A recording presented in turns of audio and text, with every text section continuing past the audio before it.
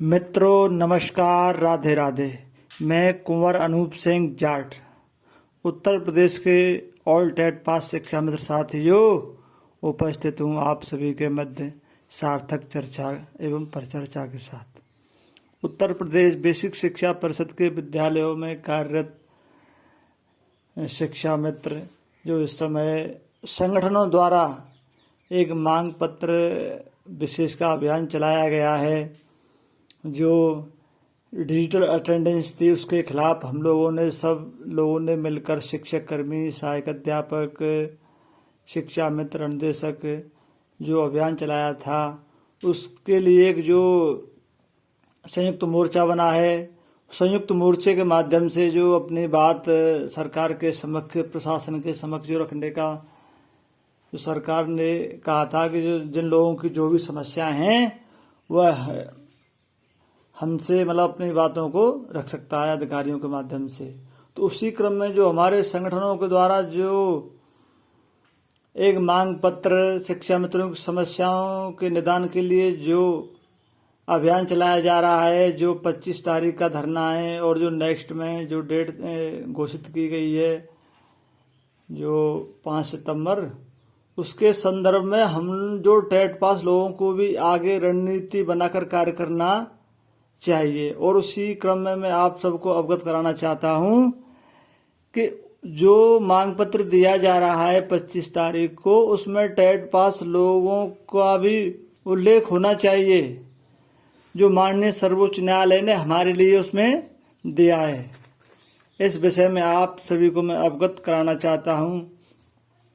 मित्रों, जो भी आदेश माननीय सर्वोच्च न्यायालय से, जैसे शिव कुमार शुक्ला वाला आदेश है, शिव कुमार पाठक वाला आदेश है, उसमें तो ये कहा गया था कि जो टेट पास लोग हैं उनकी ही नियुक्ति की जाए। और उस समय ये आदेश आया था माननीय सर्वोच्च न्यायालय में जो पैरा नंबर 5 के संबंध में सिविल अपील 6841/2020 व 3707/2020 रामचरण मौर्य अन्य बनाम उत्तर प्रदेश जो पृष्ठ संख्या 68 पर पैरा 35 पर है, उसमें स्पष्ट लिखा था कि जो ये वैकेंट पद हैं जो 68,500 और 69,000, 1,37,000 इन लोगों की ही सीटें, इनको ये क्यों नहीं दी जा रही हैं। तब राज्य सरकार ने, बाद में राज्य सरकार ने एक अपना हलफनामा दिया था कि हमारे पास अभी 68,500 69,000 से अलग 51,000 पद और हैं और इन लोगों की संख्या है 36,000। हम इन लोगों को 51,000 पदों पर सेटलमेंट करेंगे। हमें जो 69,000 की प्रक्रिया है इसको हमें कंप्लीट करने दीजिए। इसी क्रम में माननीय सर्वोच्च न्यायालय ने कहा था चलो ठीक है, आप ऐसा कर सकते हैं, जो नया रिक्रूटमेंट जो राज्य सरकार निकालेगी उसमें जो टेट पास लोग हैं उसमें नियमों में शिथिलता बढ़ते हुए चयन प्रक्रिया में प्रतिभाग करने का अवसर इन लोगों को दिया जाना चाहिए। साथियों, तमाम ऐसे बिंदु हैं जो हम उनको अपने मांग पत्र में उल्लेखित नहीं कर पाते हैं। तो इन्हीं जो हमारे मांग पत्र हैं, मांग पत्र को संशोधित करने का काम हम लोगों को करना पड़ेगा।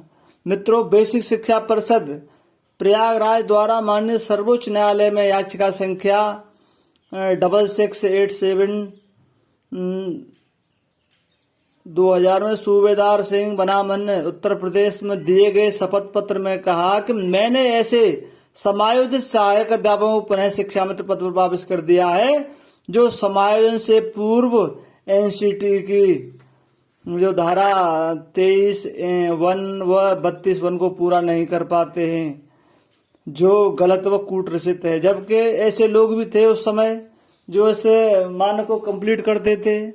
ऐसे ही तमाम आदेश हैं, शिव कुमार पाठक वाला आदेश है और वो रामचरण मौर्य वाला आदेश है। तमाम ऐसे आदेश हैं जो हमारे फेवर में आज भी वो हैं, पर हम उनको इम्प्लीमेंट जो उनको नहीं करा पाए हैं मित्रों, उनको लागू नहीं करा पाए हैं।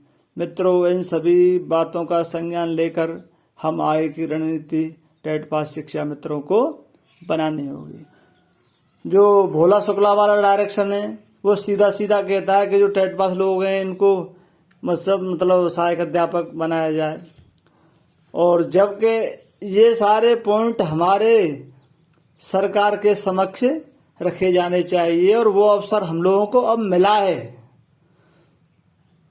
तो साथियों, आप लोग संगठित होकर जो मांग पत्र हम लोग टेट पास लोगों को एक मांग पत्र उपलब्ध कराने का प्रयास कर रहे हैं, उसको बनवाया जा रहा है, तो उसके साथ साथ वो टेट पास लोगों को भी अपना मांग पत्र देना है। ये नहीं है कि आप लोग झिझक जाएं और आगे नहीं बढ़े और बढ़ चढ़ के टेट पास शिक्षा मित्रों को इसमें भाग लेना है।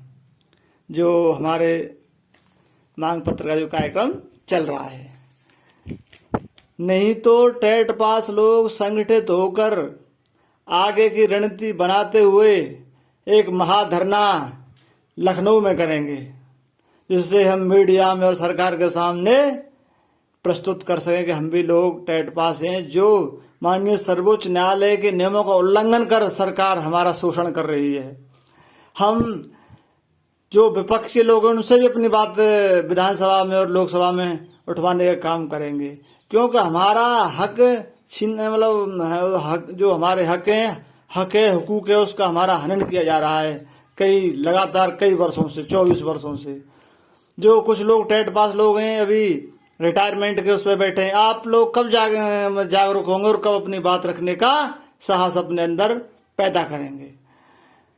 आय की रणनीति बनाई जा रही है, हम टेट पास लोगों का धरना होगा, आमरण अनशन का होगा। ऐसे नहीं है चलेगा, कब तक चलता रहेगा कि मांग पत्र देते रहें। अब आय की रणनीति धरने के साथ शुरू की जाएगी। पहले हम इन कार्यक्रमों में अपनी सहभागिता पूर्ण रूप से देना चाहते हैं और हम यह साबित करना चाहते हैं कि इसमें 40,000 लोग जो पूर्ण योग्यताधारी हैं और सरकार कह भी चुकी है हम इनको 51,000 पदों पर सेटलमेंट करने का काम करेंगे। न तो नई वैकेंसी आई है, न कोई उसमें हम 51,000 पदों पर सेटलमेंट हो पाए।